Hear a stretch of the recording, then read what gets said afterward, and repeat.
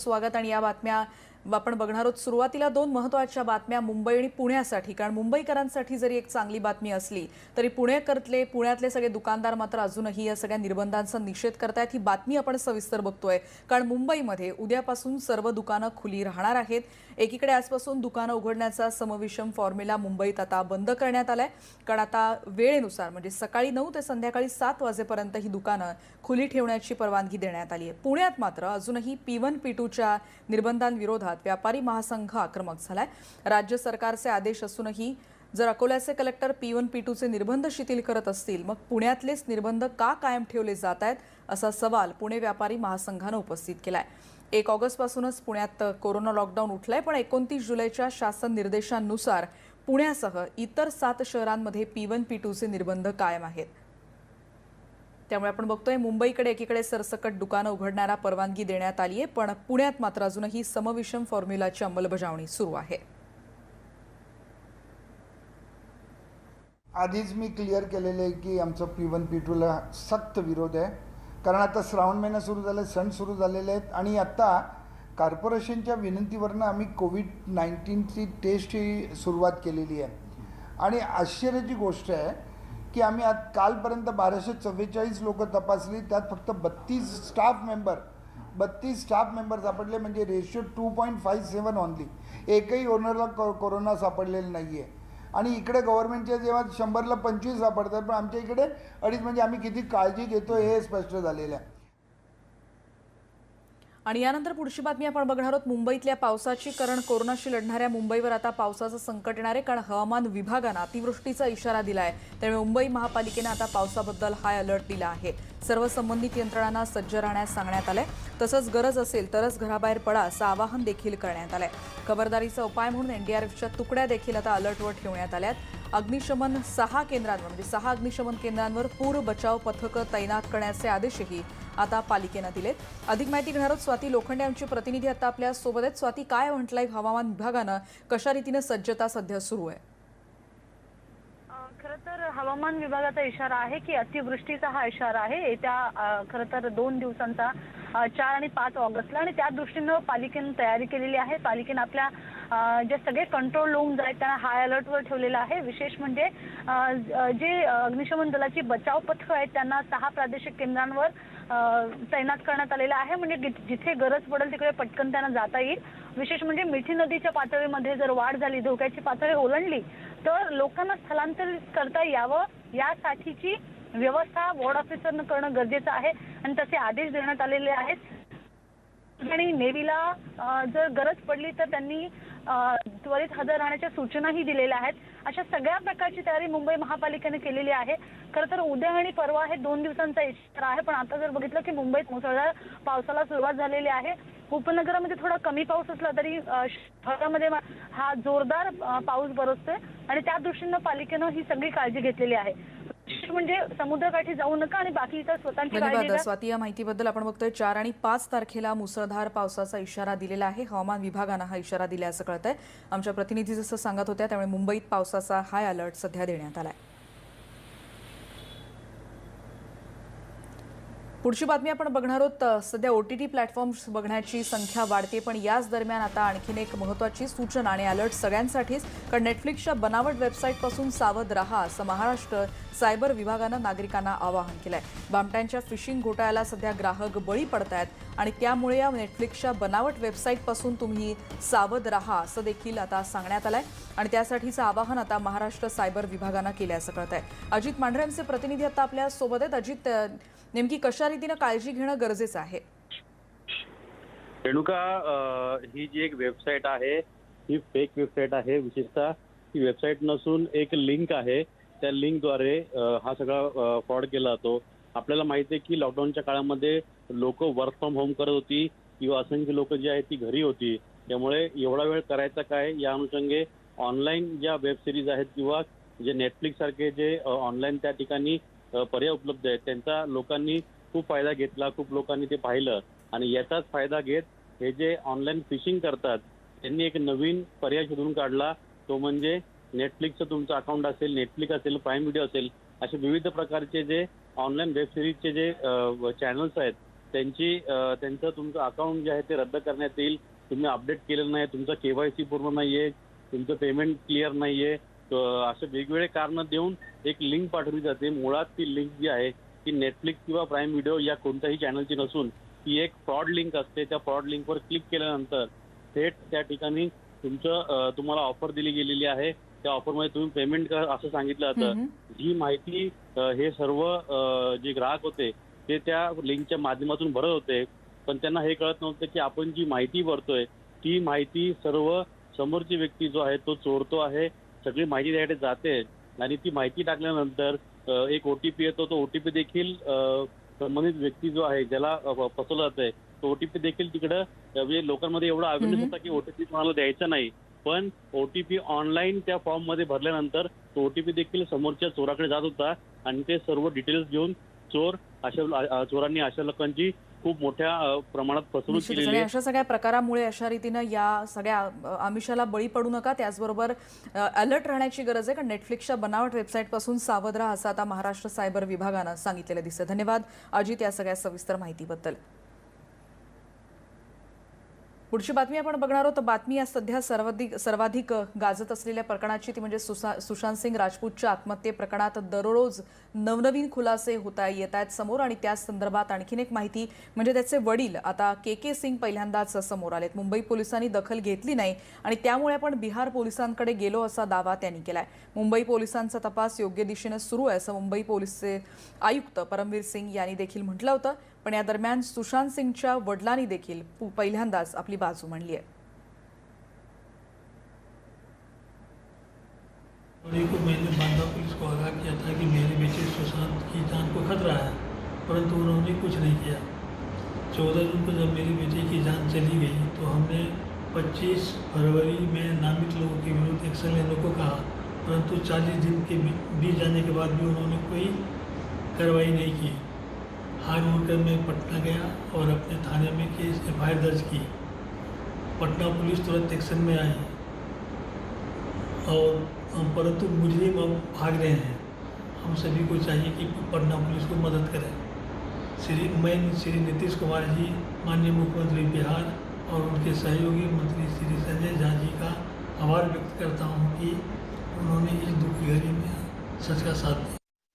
Bihar police का angle मुझे मालूम नहीं इसमें क्या है, लेकिन हमारा एकदम एक professional investigation Mumbai police conduct कर रही है, जो कि हमारे DCP Zone 9 खुद सुपरवाइज कर रहे हैं. आपण बघतोय या दोन्ही प्रतिक्रिया. पण याच दरम्यान म्हणजे सुशांतच्या आत्महत्येप्रकरणी मुंबई पोलीस आणि बिहार पोलीस यामध्ये आता हाय व्होल्टेज ड्रामा सुरू आहे असं कळतंय, कारण या दोन्ही दलांमधले वाद सध्या दररोज समोर येताना दिसत आहेत. सुशांत सिंग राजपूत आत्महत्येप्रकरणी मुंबई पोलिसांचा तपास संशयाच्या भोवऱ्यात आल्यानंतर मुंबई पोलीस आज पहिल्यांदाच माध्यमांसमोर आले. आज दुपारी मुंबई पोलीस आयुक्तांनी सोशल मीडियावर सुरू असलेल्या चर्चेवर पहिल्यांदा स्पष्टीकरण दिलं. बिहार पोलिसांचे अनेक दावे फेटाळून लावल्यानं मुंबई पोलीस विरुद्ध बिहार पोलीस असा वाद रंगतोय. आत्महत्येच्या एक आठवडा आधी सुशांतनं सतत 3 गोष्टी गुगल सर्च केल्या होत्या. स्वतःचं नाव, दिशा सालियानचं नाव, सुशांतचा आजार अशा गोष्टी त्याने सर्च केल्या होत्या. तसंच पाटण्याचे SP विनय तिवारी हे मुंबईत तपासणीसाठी दाखल होताच त्यांना सरकारी गेस्ट हाऊस न देता थेट क्वारंटाईन करण्यात आलंय. त्यामुळे दिवसभर यावरच चर्चा सुरू आहे. जो फाइनेंशियल ट्रांजैक्शंस हैं हम अभी भी एग्जामिन कर रहे हैं. उनके चार्टर्ड अकाउंटेंट की स्टेटमेंट ली गई है जो अभी प्रेजेंट CA हैं. इससे पहले जो CA थे उनसे भी बात की गई है. उनके पूरा बैंक का स्टेटमेंट, लेजर्स को भी एग्जामिन किया जा रहा है. लेकिन प्राइमा फेसी जितना अब तक दिखाई देता है कि पिछले कुछ समय में जो उनका करीब 18 करोड़ रुपया बैंक में आया था, उसमें से 4-4.5 करोड़ अभी भी उनके शायद फिक्स अकाउंट्स में बैंक में अभी है. बाकी भी जो इनके एक्सपेंसेस हैं वो एग्जामिन किए गए हैं. लेकिन जो एक चार्ज लगा है कि वहाँ से पैसा रिया चक्रवर्ती के अकाउंट में ट्रांसफ़र हुआ, उस प्रकार का अभी हमको कोई करॉबोरेशन नहीं मिला है. फिर भी इन डेप्थ हमारी टीम्स अभी उसको फाइनेंशियल एक्सपर्ट्स की मदद से एग्जामिन कर रही हैं. श्री कृष्ण कुमार सिंह ने भी अपना स्टेटमेंट दिया है. उनका सिग्नेचर हमारी स्टेटमेंट के ऊपर है और उनकी स्टेटमेंट में उन्होंने किसी के ऊपर शक नहीं बताया. उनके बयानों से ऐसा लगता है कि उनको जानकारी थी कि शायद कुछ साइकेट्रिक ट्रीटमेंट चल रहा था, कुछ साइकेट्रिक प्रॉब्लम उनको हो सकती है, ऐसा उनके बयानों में कहा गया है. इस प्रकार का तथ्य, इस प्रकार के फैक्ट हमारे जो ट्रीटमेंट के पेपर्स फ्लैट में से मिले, वहाँ पे भी हमको ट्रीटमेंट के पेपर्स मिले हैं कि वो 4-5 डॉक्टर्स को कंसल्ट कर रहे थे, साइकेट्रिस्ट को। ये जो 5 लाख नाम मैंने लिए, इसके अलावा उस पार्टी में कोई और व्यक्ति प्रेजेंट नहीं था। हमने सीसीटीवी से भी फुटेज एग्जामिन किया है, पूरी एविडेंस गैदर की है। सिर्फ उनके 5 फ्रेंड प्रेजेंट थे और मिस दिशा सालियन कुछ दिन से अपने फियांसी रोहन रॉय के घर पे इस बिल्डिंग में रह रही थी। और इन्वेस्टिगेशन में ये भी सामने आया है कि वो थोड़ा सा स्ट्रेस में थी कि उनकी 2 डील ख़राब हो गई थी और शायद फैमिली में भी कुछ डोमेस्टिक इशू चल रहे थे जिसके कारण स्ट्रेस में थी। और तो हो सकता है कि इस स्ट्रेस की वजह से उन्होंने ये कदम उठाया हो, लेकिन हमारा अभी भी एक ऑनगोइंग इन्वेस्टिगेशन है। आणि या सगळ्या दरम्यान रिया चक्रवर्ती मुंबईत नाही किंवा तिचा थांगपत्ता लागत नाही असं म्हटलं जात होतं, पण रिया चक्रवर्तीला लोकेट करू शकलो नाही अशी माहिती बिहार पोलिसांनी शनिवारीच दिली होती आणि त्यामुळे बिहार पोलिसांनी नेमकं आता ते त्यांचा खोटारडेपणा समोर येत आहे का अशी चर्चा सध्या आहे। रिया चक्रवर्ती मुंबईतच असल्याची माहिती आता समोर येते। अभी हम उनको लोकेट नहीं कर पाए, हम कोशिश कर रहे हैं लोकेट करने की। लुकआउट नोटिस भी जारी किया गया है। उनके घर का नोटिस बहुत मुश्किल। आणि यानंतर आपण जाणून घेणार आहोत सुशांतची एक्स मॅनेजर दिशा सालियन 8 जूनला जी पार्टी झाली होती, ज्या पार्टीचं तिने आयोजन केलं होतं, त्यात नेमकं काय घडलं होतं याचा काही आणखीन तपशील देखील मिळू शकलाय, त्यावर आपण नजर टाकणार आहोत। 8 जूनच्या रात्री नेमकं काय झालं होतं तर आत्महत्येच्या 4-5 दिवस आधी दिशा सालियन आणि रोहन मालाडमध्ये राहायला गेले होते।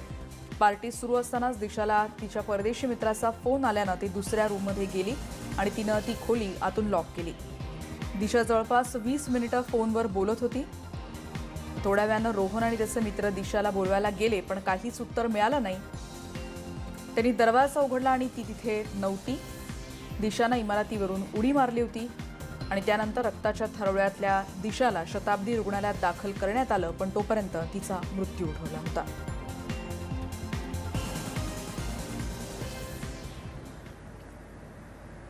आणि या व्यतिरिक्त इतरही बातमी आपण आता बघणार आहोत। आता बातमी आहे नाशिकची, कारण 9 मराठा संघटनांची आज नाशिकमध्ये बैठक झालेली आहे। या संघटनांच्या समन्वय समितीनं पुन्हा एकदा मैदानात उतरण्याचा निर्णय घेतलाय।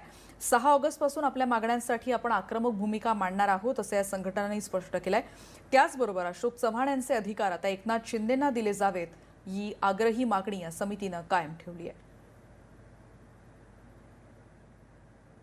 राज्यातल्या 9 मराठा समाज संघटनांनी एकत्र येऊन खरं तर समन्वय समितीची स्थापना केली होती आणि याचमुळे नाराज असलेल्या या संघटनांनी एक महत्त्वाचा निर्णय घेतला आहे। नाशिकला आज त्याची बैठक झाली। विनायक मेटे आपल्यावर आहेत। आज सगळ्या संघटनांची तुमची बैठक झाली, नेमका तुमचा आक्षेप काय आणि निर्णय काय घेतलाय? नाही, आम्ही इथं मराठा समाजाचं काम करणाऱ्या ज्या विविध वेगवेगळ्या संघटना आहेत राज्यामध्ये, ह्या सगळ्यांनी आज एकत्र येऊन मराठा समन्वय समितीची स्थापना केली। ही गरज यासाठी पडली की जे उद्धव ठाकरे सरकार आहे आणि या सरकारची मराठा आरक्षणाच्या बद्दलची उपसमिती, त्याचे अध्यक्ष अशोक चव्हाण, हे दोघंही मराठा आरक्षणाची जी सर्वोच्च न्यायालयामध्ये सुनावणी आहे त्या संदर्भामध्ये पूर्णपणे निष्क्रिय आहेत। या सरकारच्या निष्क्रियपणा आणि मराठा आरक्षणाच्या संदर्भात आमच्या हातातोंडाशी आलेला घास उच्च न्यायालयाने कायम ठेवलेला, यांच्या निष्क्रियतेपणावर जाऊ शकतं का काय अशी शंका आम्हाला आल्यामुळं आम्ही या सरकारच्या विरोधात आंदोलन करण्याचा निर्णय घेतलेला आहे आणि 6 ऑगस्टपासून या आंदोलनाची सुरुवात या समन्वय समितीच्या माध्यमातून होईल। कशा प्रकारचं आंदोलन असणार? अगोदर आम्ही पूर्णपणे लोकशाही मार्गानं, लॉकडाऊन असल्यामुळे सोशल डिस्टन्सिंग पाळून अगोदर आम्ही सुरुवात कलेक्टरना, तहसीलदारला निवेदन देऊन, त्यानंतर सगळ्या आमदार खासदारांना आम्ही सांगून आम्ही ही मागणी करणार आहोत की एक तर अशोक चव्हाण साहेबाला हटवा, विधिमंडळाचं 2 दिवसाचं विशेष अधिवेशन घ्या आणि जे सुप्रीम कोर्टामध्ये VCच्या द्वारे सुनावणी होता कामा नये, घटनापीठाकडे हे सर्व पाठवावं आणि सगळ्यात महत्त्वाचं जे मग 10% आरक्षण जे केंद्र सरकारनं दिलेले आर्थिकदृष्ट्या दुर्बल, तोही विषय सर्वोच्च न्यायालयामध्ये, तामिळनाडूचा सर्वोच्च न्यायालयामध्ये, अन्य राज्याचे विषय सर्वोच्च न्यायालय, या सगळ्याचे जे आरक्षणाच्या बाबतीत खटले आहेत प्रलंबित, ते सगळे एक करावेत आणि त्याच्याबरोबर मराठा आरक्षणसुद्धा जोडावं आणि क्लब करून ती सुनावणी एकत्रच घ्यावी अशी मागणी या सरकारनं करावी। व्हिडिओ जर्नलिस्ट हेमंत बागुलचा प्रशांत बाग, न्यूज 18 लोकमत, नाशिक। आणि आता पुढची बातमी आपण बघणार आहोत पुण्यातली, जिथे व्हेंटिलेटरवर गेलेल्या पेशंट्सना जीव वाचवण्यासाठी आवश्यक असणारी 2 इंजेक्शन्स आणि त्याचा आता काळाबाजार होत असल्याचं प्रकरण उघड झालंय आणि त्यामुळे आता त्यातून मार्ग काढण्यासाठी आता प्रयत्न केले जात आहेत. पुणे केमिस्ट असोसिएशनने या संदर्भात आता एक हेल्पलाईन सुरू केली आहे, ज्याद्वारे गरजू पेशंट्सना तात्काळ ही 2 इंजेक्शन्स म्हणजेच रेमडेसिविर आणि टॉसिलिझुकम या 2 इंजेक्शनचा सध्या तुटवडा जाणवत होता. ही दोन्ही इंजेक्शन्स आता उपलब्ध होऊ शकतील. या पुणे केमिस्ट असोसिएशनच्या पदाधिकाऱ्यांशी केलेली ही खास बातचीत. कोरोना पेशंटसाठी सध्या बाजारात उपलब्ध 2 महत्त्वाचे इंजेक्शन खूप जरुरी असतात. त्यातलं एक आहे रेमडेसिविर आणि दुसरं टॉक्लिझुमॅब. ही तिन्ही इंजेक्शन सध्या बाजारात मिळत नाहीत. त्याचा तुटवडा होतो, काही ठिकाणी त्याचा काळा बाजार आहे. म्हणून ह्या केमिस्ट असोसिएशनने पुण्याच्या नेमकं काय उपाययोजना केल्या आपण त्यांच्याशीच बोलू. आपल्यासोबत बेलकर सर आहेत. मला सांगा सर, तुम्ही काय केलं याच्यासाठी? वाढत्या कोरोनाच्या पार्श्वभूमीवरती कोविड सेंटरमध्ये आणि हॉस्पिटलमध्येच या इंजेक्शनचा पुरवठा होत आहे आणि हा पुरवठा होत असताना काही याच्यामध्ये त्रुटी असताना याचा पुरवठा कमी असल्यामुळे रुग्णांची धावपळ होतीये. पुण्यामध्ये कुठल्याही प्रकारचा या इंजेक्शनचा काळाबाजार झालेला नाहीये, पण एक सामाजिक बांधिलकी आदरणीय जगन्नाथजी उर्फ आप्पासाहेब शिंदे यांच्या मार्गदर्शनानुसार आम्ही पुढाकार घेऊन आम्ही ही हेल्पलाईन तयार केलेली आहे. तुटवडा थोड्याफार प्रमाणात आहे. कंपनीकडनं माल येतो, पण मालापेक्षा मागणी जास्त आहे. त्याचा पुरवठा जितका आपल्याला पेशंट्सला करायचा आहे किंवा नागरिकांना करायचा आहे त्याच्यापेक्षा त्याची जी मागणी आणि त्याचा पुरवठा थोडा कमी प्रमाणात होत असल्यामुळे आपल्याकडे थोडासा तुटवडा जाणवतोय. पण आपण हे केमिस्ट असोसिएशन आणि FDA आणि आप्पासाहेबांच्या मार्गदर्शनाखाली जो उपक्रम राबवलेला आहे, या राबवलेल्या उपक्रमात आपण काही इंजेक्शन्स कंपनीकडनं डायरेक्ट केमिस्ट असोसिएशन मध्ये मागवले आहेत. व्हिडिओ जर्नलिस्ट सचिन हंचरटेसह चंद्रकांत फुंदे, न्यूज 18 लोकमत, पुणे. आणि तर आणखीन एक पुण्यातली बातमी. जम्बो हॉस्पिटलच्या निधी संदर्भातला वाद सध्या सुरू आहे आणि तो वाद आता विकोपाला गेलाय. या तिन्ही प्रस्तावित हॉस्पिटलसाठी पुणे मनपाच्या स्थायी समितीनं आपल्या हिश्श्याचा 75 कोटींचा निधी मंजूर केलाय आणि आगामी काळात पुणे मनपाच्या वतीनं 500 कोटी रुपये खर्चून तब्बल 1000 बेड्सचं सुपर स्पेशालिटी हॉस्पिटल बांधण्याचा निर्णय पालिकेनं घेतलाय. स्थायी समितीचे अध्यक्ष हेमंत रासने यांनी न्यूज 18 लोकमतला याबद्दलची माहिती दिली. सुपर मल्टी स्पेशलिस्ट हॉस्पिटलला आपल्याकडे 2 जागा ज्या पुणे महानगरपालिकेकडे रिझर्व आहेत. वाळव्यामध्ये एक आहे, बाणेरमध्ये आहे. साधारण 3.5-4 एकरच्या जागा आहेत. ते साधारण 1000 बेडचं असावं, कारण आत्ता जर आपण ह्या कोविडच्या परिस्थितीत बघितलं की हॉस्पिटलमध्ये जागा मिळणं हे सर्वसामान्य लोकांना अडचणीचं होतं आहे. अशा वेळेस एक आंतरराष्ट्रीय दर्जाचं हॉस्पिटल पुणे शहराला आता असणं हे खूप गरजेचं आहे आणि याचा अंतर्भाव मी माझ्या अंदाजपत्रकातच आधी केला होता. पण ही आत्ताची परिस्थिती बघता त्या विषयाला गती देणं हे आपल्याला अपेक्षित आहे. त्याची जी मान्यता आहे त्याच्यात एक 4-6 महिने जातील आणि मान्यता झाल्यानंतर साधारण 2.5-3 वर्षात ते हॉस्पिटल पूर्ण होईल. साधारण 3 वर्षात हे हॉस्पिटल पूर्ण होईल आणि ज्या दर्जाचं आपल्याला करायचं त्याच्या अनुषंगाने किमान 400-500 कोटी रुपये त्याला खर्च होतील. आणि त्या पुण्याच्या बातमीनंतर जाणार आहोत अयोध्येच्या बातमीकडे. राम मंदिराचा भूमिपूजन सोहळा परवा रंगणार आहे आणि त्यासाठी आता अयोध्या नगरी सजायला सुरुवात झाली आहे. सगळ्याच अयोध्या शहराला सध्या पिवळ्या रंगानं रंगवण्यात येत आहे. शरयू घाट आणि शहरातल्या अनेक मंदिरांना आकर्षक रोषणाई देखील केली जाते. सकाळपासूनच रामजन्मभूमी स्थळावर वेगवेगळे कार्यक्रम सुरू होतात. पूजा, भजन, कीर्तन देखील इथे होत असतं. त्यामुळे भूमिपूजनासाठी, मंदिराच्या भूमिपूजनासाठी आता अयोध्या नगरी सजायला सुरुवात झाली आहे. राम मंदिराची पायाभरणी ज्या मंडपात होणार आहे त्या मंडपाचा व्हिडिओ न्यूज 18 लोकमतच्या हाती लागला आणि याच मंडपामध्ये पंतप्रधान नरेंद्र मोदी आणि इतर मान्यवर बसणार आहेत आणि याच ठिकाणी राम मंदिराची पायाभरणी होणार आहे.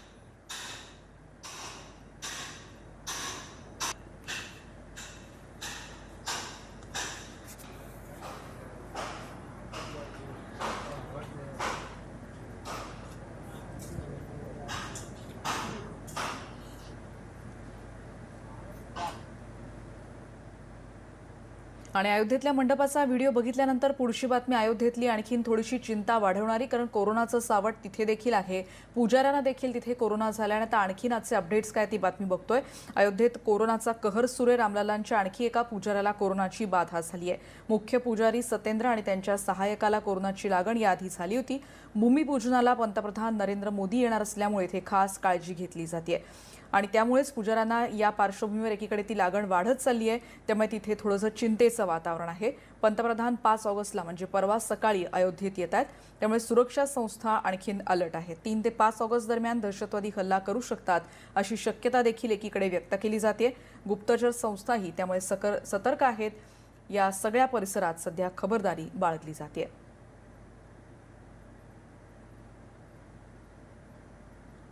आणि या सगळ्या बातम्यांचा आढावा घेतल्यानंतर आता या बुलेटिनमध्ये इथेच थांबतो आहोत. पहा फक्त न्यूज 18 लोकमत.